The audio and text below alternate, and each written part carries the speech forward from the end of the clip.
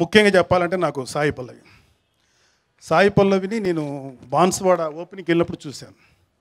సాయి పల్లవి సన్నగా షార్ట్ స్టేచర్లో అంటే బట్ ప్రేమంలో అమ్మాయి చాలా మంచి పేరు వచ్చింది, అద్భుతంగా యాక్ట్ చేస్తానని చెప్పారు కానీ నేను చూడాలి సినిమా.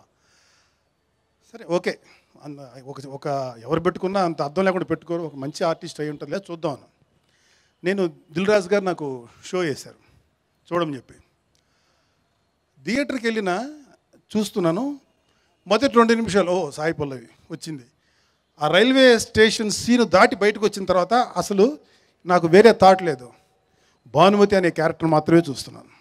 అంత అద్భుతంగా యాక్ట్ చేసిందంటే అంటే మీ అందరికీ తెలుసో తెలియదో కానీ మిస్సెమ్మలో మహానటి సావిత్రి ఎంత గొప్పగా చేసిందో భానుమతి క్యారెక్టర్ ఫిదాలో అంత గొప్పగా చేసింది.